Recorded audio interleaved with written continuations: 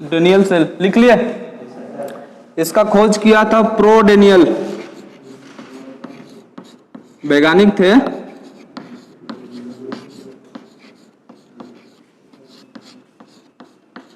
(1832) ईस्वी में।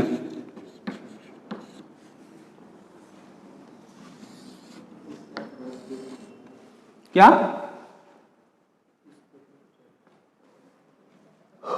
Pro Daniel वैज्ञानिक थे 1832 ईस्वी में। इसे भी इलेक्ट्रोकेमिकल सेल के नाम से जाना जाता है।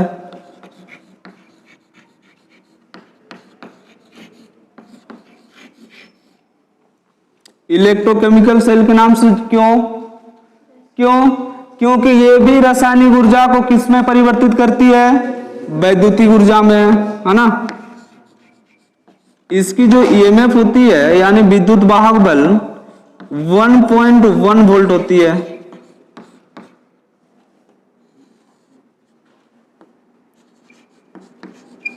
और एक होती है इसका आंतरिक प्रतिरोध,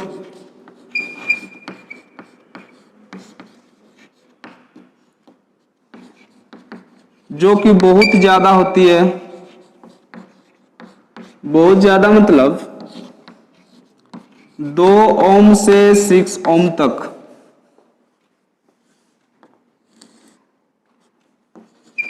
और इसके उपयोग के बारे में पूछा जाए तो याद रखना है, स्थिर वोल्टेज में, नियत वोल्टेज में।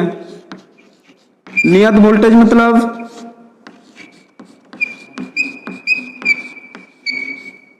देखिए, मान लीजिए कहीं पर आपको चाहिए 1.1 वोल्ट ही, उससे एक पॉइंट भी ज्यादा नहीं, एक पॉइंट भी कम नहीं, और इसी ही जगह पर इसका यूज किया जाता है डेनियल सेल का, यानी स्थिर वोल्टेज पर, कांस्टेंट वोल्टेज पर। समझे? यह सब महत्वपूर्ण तथ्य है, सब लिखिए।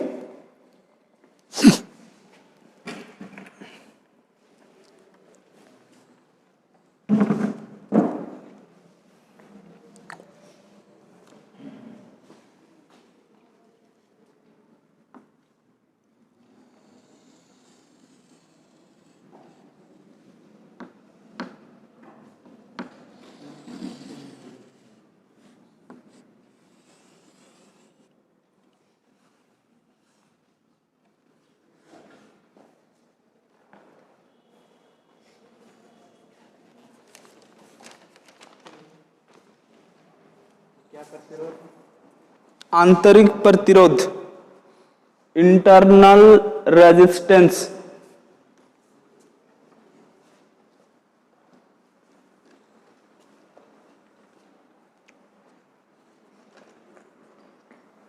उतार लिए? देखिए, ये क्या है आपका? वोल्टामीटर।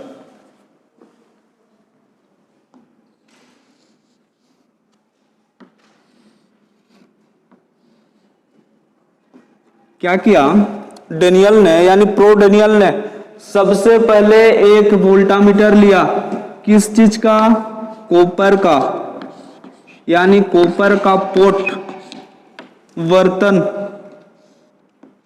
ठीक है। और यहां पर क्रिस्टल के रूप में, क्रिस्टल यानी रवादार चूर्ण, यानी ठोस रूप में क्या डाला? कॉपर सल्फेट का क्रिस्टलीय गुण CuSO4 का क्रिस्टल।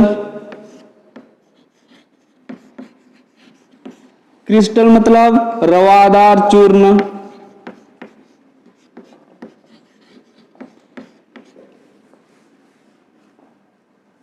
ठीक है।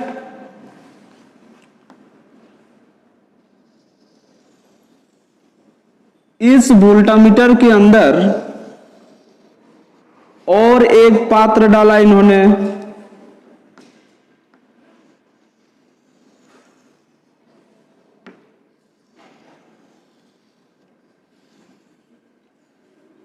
किसका? पोरस का।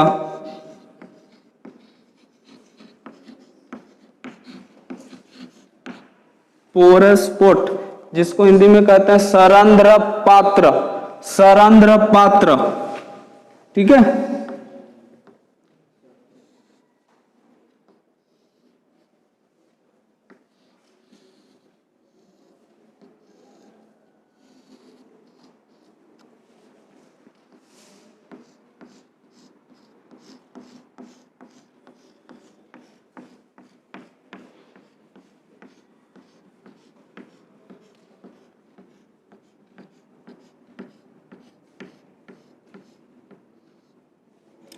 और इसी पोरस पोर्ट के अंदर जिंक का छड़ डाला इसमें, किसका?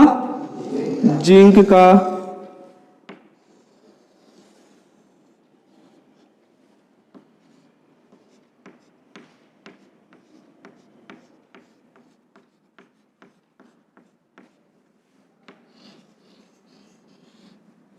जिंक का छड़, तो जिंक का जो रोड है उस पर कैसी आवेश होती है?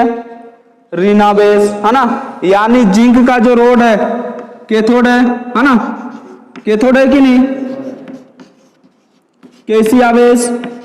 ऋणावेश। किस चीज का है? जिंक का। ठीक है, तो जो डेनियल साहब है, एक वोल्टामीटर लिया सर्वप्रथम, किसका लिया? कॉपर का। उसके अंदर और एक पोर्ट लिया, और एक पोर्ट यानी बर्तन, किस चीज का? पोरस का, यानी सरंध्र पात्र का। और उस सरंध्र पात्र के अंदर H2SO4 यानी तनु सल्फ्यूरिक अम्ल का विलयन डाला, सॉल्यूशन।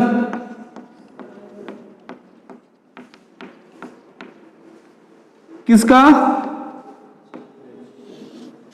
तनु सल्फ्यूरिक अम्ल यानी H2SO4 का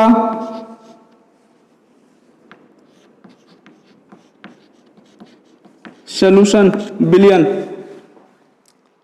ठीक है, और ये जो बाहर आपकी वोल्टामीटर है, जो कॉपर का पोर्ट है, जो बर्तन है, जो पात्र है, इस पर क्या डाला? कॉपर सल्फेट का विलयन।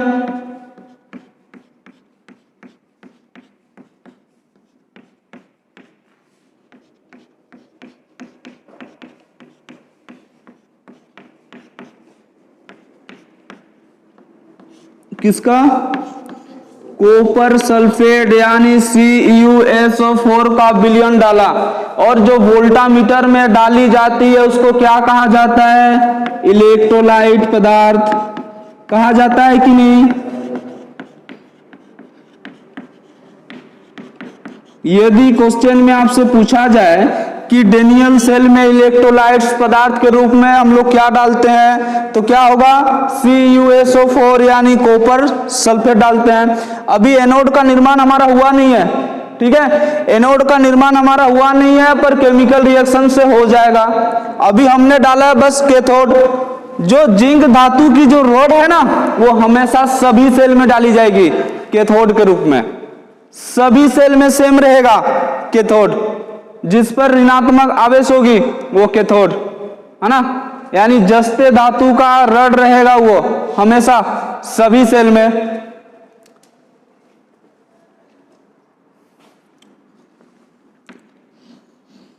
और यहां पर आपका एनोड का निर्माण होगा, यानी पॉजिटिव आवेश का। ठीक है, एनोड का निर्माण तो होगा, पर अभी ये निर्णय नहीं हुआ है कि वो एनोड कौन सी धातु का होगा। अभी निर्णय नहीं हुआ है। कब होगा? जब केमिकल रिएक्शन हम लोग करेंगे तब होगा। ठीक है, उतारिए पहले इतना।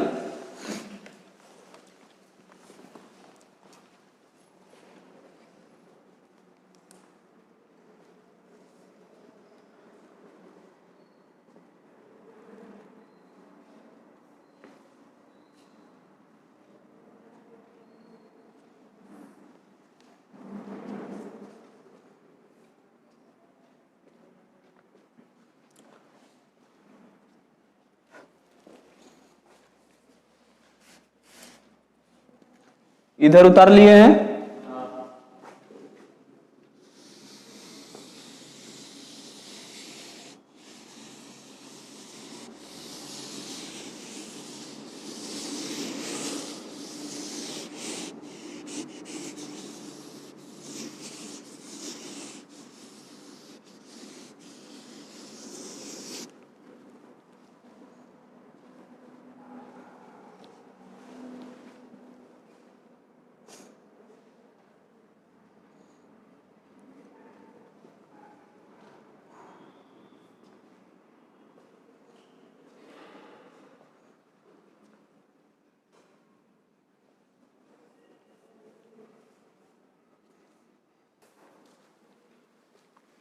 हो गया सबका?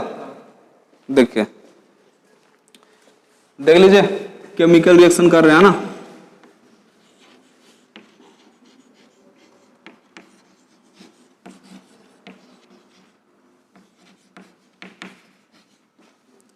केमिकल रिएक्शन मतलब कि रासायनिक अभिक्रिया कहां पर? H2SO4 पर सबसे पहले यहां पर करेंगे। क्यों करेंगे?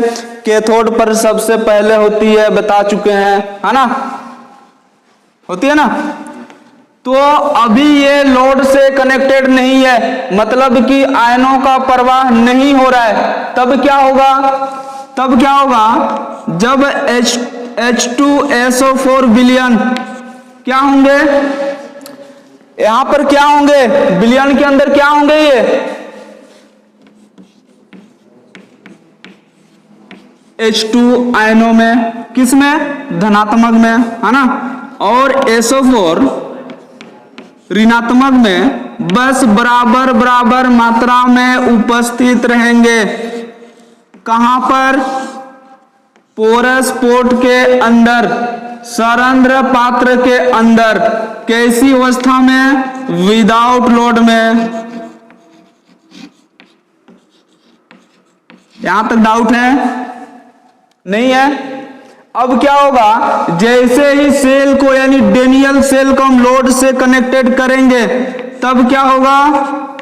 H2SO4 रिएक्शन करना स्टार्ट होगा, रासायनिक अभिक्रिया शुरू हो जाएगी। किस प्रकार से? H2 प्लस SO4 माइनस, यानी इस फॉर्म में वे आ जाएंगे। जो केमिकल रिएक्शन होगा इस फॉर्म में आएगा। कैसी अवस्था में? लोड की अवस्था में। लोड की अवस्था में होगा। ऐसे होगा कि नहीं? अब देखिए, ये तो हमारा विदाउट लोड में ये रहा, लोड में ये रहा। अब क्या होगा? इस कैथोड में रासायनिक अभिक्रिया होगी सर्वप्रथम। कहां पर? कैथोड में।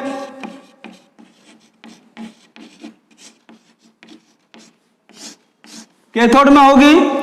तो जो कैथोड की जो रड है वो किस धातु की बनी हुई है?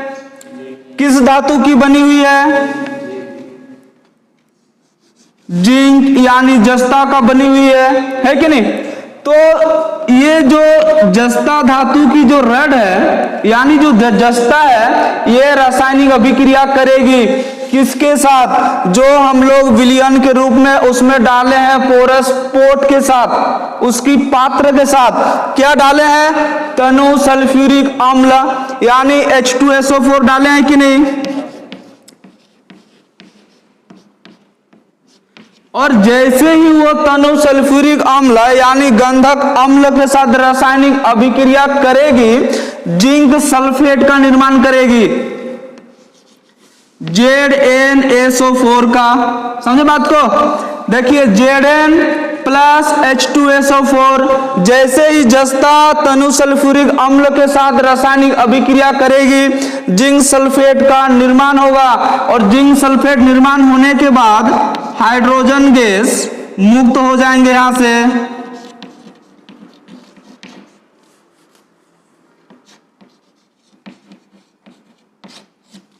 मुक्त हुए हाइड्रोजन गैस। यहां तक डाउट है? डाउट है यहां तक? अब जैसे ही हाइड्रोजन गैस यहां से मुक्त हुए, कहां पर? कैथोड पर, ठीक है। तो हाइड्रोजन गैस अब यहां से निकल जाते हैं। कैसे?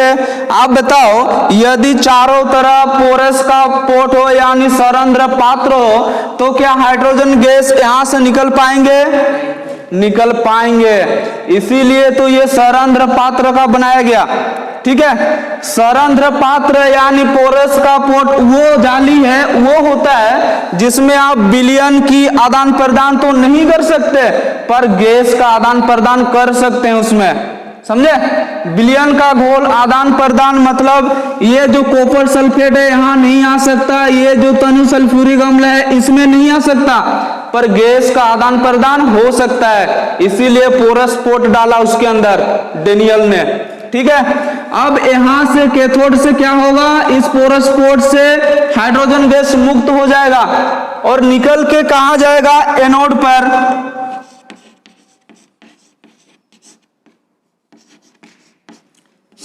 और यहां पर रासायनिक अभिक्रिया होगी, कहां पर, एनोड पर।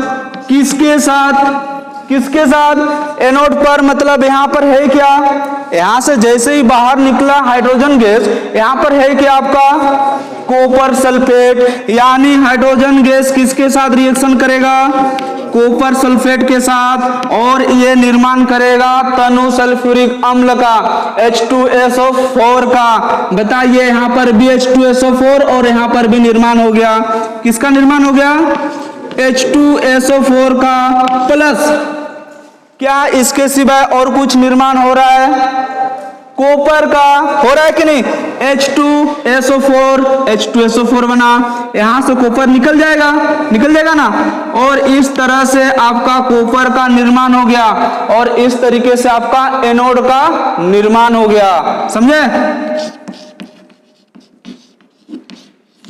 और ये जो हमारा एनोड निर्माण हुआ ये किसका बना, किसका बना, कॉपर का।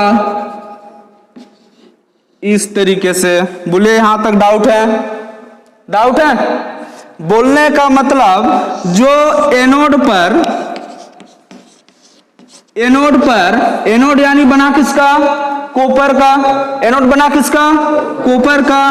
तो कॉपर पर जो रिएक्शन हुआ, जो रासायनिक अभिक्रिया हुआ, वो क्या कहलाएगा, क्या कहलाया, वो ऑक्सीडेशन। क्या,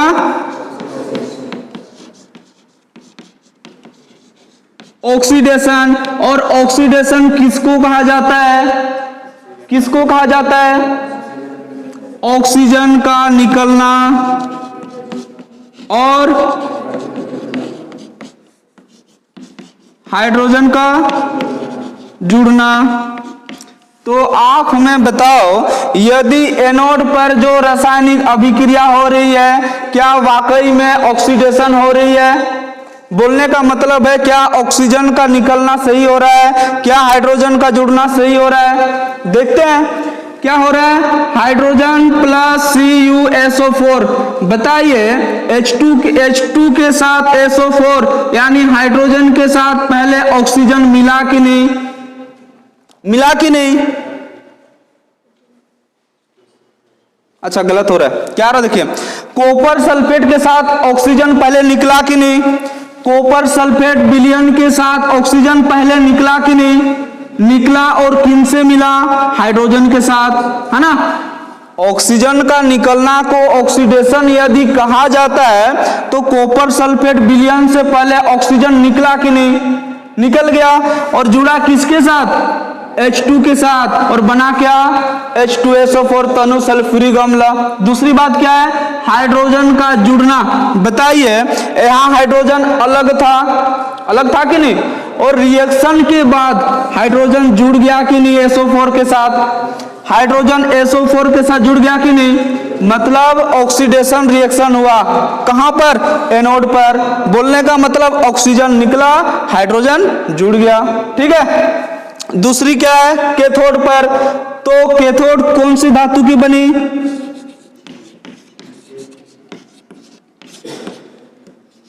जस्ता की, है ना, जिंक की। और जिंक पर कौन सी रिएक्शन होती है, रिडक्शन। रिडक्शन मतलब ऑक्सीजन का जुड़ना और हाइड्रोजन का निकलना। क्या कैथोड में वाकई वही हो रही है, हो रही है। बताइए यहां पर जिंक धातु है, जिंक धातु के साथ क्या ऑक्सीजन जुड़ रही है, जुड़ रही है कि नहीं, यानी जिंक सल्फेट का निर्माण हुआ। और रिडक्शन अभिक्रिया यही कहती है कि ऑक्सीजन का जुड़ना। दूसरी बात क्या, विलयन में से हाइड्रोजन गैस का निकलना, यानी हाइड्रोजन का निकलना भी क्या कहलाती है, रिडक्शन अभिक्रिया। यानी H2SO4 यानी तनु सल्फ्यूरिक अम्ल से हाइड्रोजन गैस मुक्त हो रही है कि नहीं, मतलब कैथोड पर कैसा रिएक्शन हो रही है, रिडक्शन। और यदि सॉल्यूशन की बात करी जाए, सॉल्यूशन की यानी विलयन की, तो सॉल्यूशन पर कैसा रिएक्शन, यानी इस सॉल्यूशन पर कैसा रिएक्शन, रेडक्स रिएक्शन सब जगह रहेगा। क्यों रहेगा, क्योंकि ऑक्सीडेशन और रिडक्शन दोनों रिएक्शन हो रही है, इसलिए जो विलयन पर जो रिएक्शन होगी कैसा रिएक्शन होगी, रेडक्स रिएक्शन। ठीक है। दूसरी बात, यदि इसके बारे पूछा जाए कि डेनियल सेल में क्या वाकई में दोष होती है, सोचिए जरा, क्या वाकई में ध्रुवाच्छादन दोष या तो फिर एक होता है लोकल एक्शन यानी स्थानीय दोष क्या उत्पन्न होगी। पहले पता करते हैं क्या ध्रुवाच्छादन दोष उत्पन्न होगी, बताइए। ध्रुवाच्छादन दोष उत्पन्न कब होती है, कब होती है, जब हाइड्रोजन गैस एनोड पर जाकर जम जाती है, तब हमारा क्या होती है, ध्रुवाच्छादन दोष उत्पन्न होती है। पर सोचिए जरा, यहां से तो हाइड्रोजन गैस निकल गई, क्या एनोड पर जाकर जमी है, एनोड पर जाकर जमी है, नहीं जमी। क्यों नहीं जमी, एनोड पर वहां पर एक विलयन था, किसका, कॉपर सल्फेट का। तो जैसे यहां से हाइड्रोजन गैस निकला, कॉपर सल्फेट के साथ रिएक्शन करा, किस प्रकार से, हाइड्रोजन गैस कॉपर सल्फेट के साथ रिएक्शन करा और तनु सल्फ्यूरिक अम्ल का निर्माण किया ना। इसीलिए क्या होता है, डेनियल सेल में ध्रुवाच्छादन दोष उत्पन्न नहीं होते हैं। दूसरी बात, स्थानीय क्रिया यानी स्थानीय दोष यानी लोकल एक्शन, ये भी नहीं होती है। क्यों नहीं होती है, मान लीजिए ये कैथोड का रोड है, जिंक धातु की रोड है, अशुद्धि मिली होगी उसमें, क्या क्या मिली होगी, कार्बन की, लोहा की और किसकी, सीसा की। यदि यहाँ मिली भी हुई होगी तो क्या दिक्कत है भाई, यहाँ से यदि निकल भी जाए तो यहाँ पर जम के निकल जाएगी, यहाँ गिरेगी ना। अब इसको सप्लाई कैसे प्रदान होगा, यहाँ तो बस इसको एनोड ही मिल रही है, नेगेटिव ही मिल रही है, पॉजिटिव इसको मिलेगी कहां से। ठीक है, यानी ये यदि ये अशुद्धि छोटे छोटे सेल का निर्माण किए भी तो कहां पर करेंगे, इस पोरस पोर्ट के अंदर, पोरस पोर्ट के अंदर, जहां पर सिर्फ आपको मिलेगा नेगेटिव आवेश, ऋणात्मक आवेश। तो पॉजिटिव चाहिए सर्किट पूरा करने के लिए, जो उसको मिल नहीं पाएगा, इसीलिए इसमें स्थानीय दोष भी उत्पन्न नहीं होती है। समझे बात को, यानी डेनियल सेल में आपका ना ही ध्रुवाच्छादन दोष उत्पन्न होगी, ना ही आपका स्थानीय दोष उत्पन्न होगी। नोट करके लिख दीजिए नीचे, नोट डैश मार के लिखिए।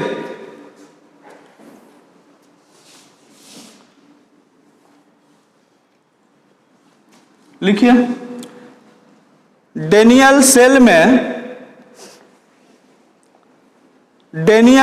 में किसी भी प्रकार की दोष नहीं पाई जाती है।